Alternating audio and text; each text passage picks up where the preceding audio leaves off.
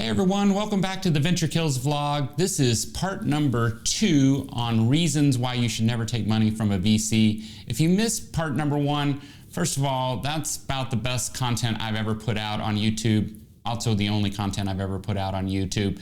But if you missed that episode, I'll put a link down below or maybe up above if I can figure out how to do that. Speaking of part number 1, that episode received over 1,300 views the last time I looked. That's about 1,299 more views than I thought I was gonna get. You guys were so nice with all of your comments and your likes and your subscribes, especially the comments were super helpful. Someone told me that the art in the background shouldn't intersect with my head, so I've moved over slightly. Someone else on Twitter commented, they said, the more of these videos I do, the more I'm gonna learn about myself. And I think that's already true. Here I am, third time in front of the camera, and I'm already realizing that I own a lot of blue shirts. Anyway, we're gonna move on to part number 2, which to be clear was filmed at the exact same time as part number 1. It was done a couple of weeks ago.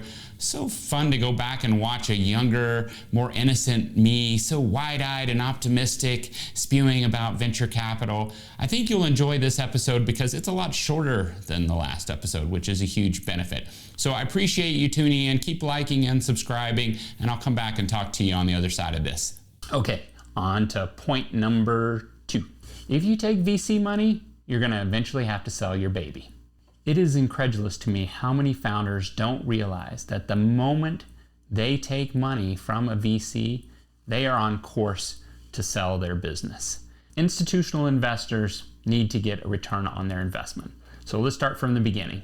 You're gonna raise money, which means a VC is gonna give you money. In exchange, they're gonna get stock, probably preferred stock, in your company.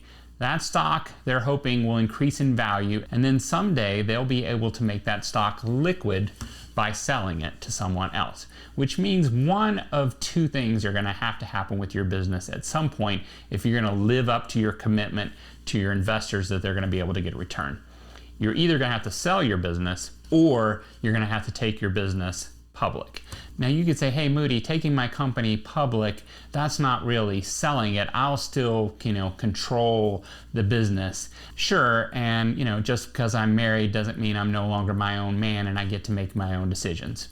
Rationalize it however you want. The point here is that you're gonna be heading towards an outcome that may not be consistent with how you decided you wanted to start the business in the first place. You probably started this thing because you're like, I love this thing and I want to do this thing forever. Okay, so let's talk about selling your company. What does that mean and why is that a problem? Maybe at some point you do want to sell your company. Well, in many cases, it's not a problem. A good VC will recognize that the best outcomes happen when you build a great business, and building a great business takes a lot of time. So good VCs are very patient. They don't look for shortcuts. They're like, do the hard work, build a great business, and at some point, someone will come along and make a great offer. At that point, when the right offer comes along, you are going to sit down with your investors and they're going to say, this is the moment, this is a great offer. We invested with the hopes of having a great return. And at that point, if you really want to be true to yourself, regardless of what the paperwork says,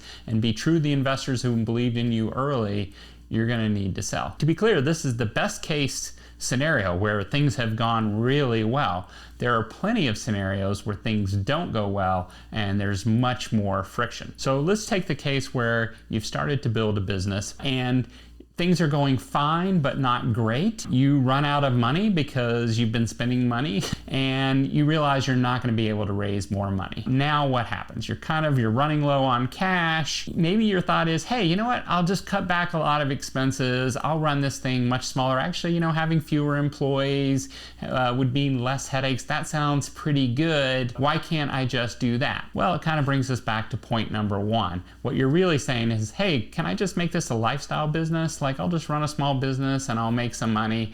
And you might recall from point number 1, lifestyle businesses don't work in VC world. Now, your investors might say, hey, it's okay for you to run this thing small and profitably, but that's gonna be for a time period, because ultimately, once they realize they're not gonna get a meaningful return on their money, they're gonna wanna get their money out, which means they're gonna start encouraging you in lots of different ways to find a buyer for the business. And so you might get a lifestyle business, but for a short period of time, only until the timing is right for you to turn around and sell your baby. Okay, maybe you're thinking, Moody, look, I have no problem selling this. Like, the idea of selling my business at some point, I get tired of it and I can make a lot of money. That sounds pretty good. So there's not going to be any conflict. There's plenty of opportunity for conflict with your investors. Let's take a scenario where, at some point you're running the business and someone comes along and offers you $50 million to buy your business, and you own 20% of the business, and you're like, hey, I can do the math. This is going to be good money for me. I'm happy to sell.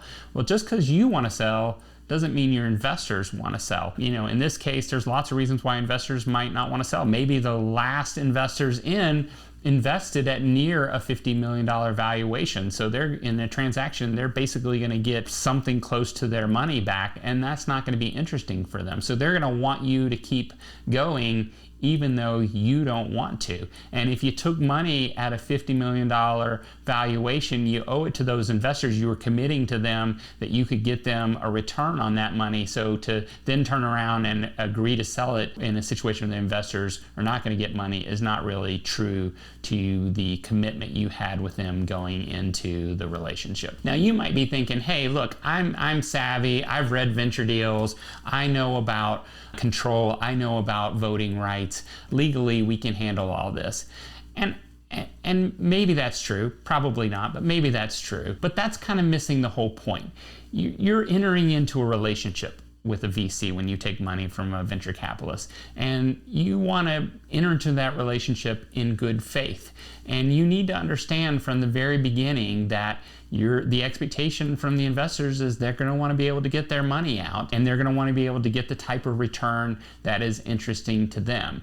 And if you don't have that intent in mind and you don't have that knowledge in mind from the very beginning, then you really shouldn't go down this path in the first place. So that's point number 2. If you take VC money, you're going to eventually have to sell your baby.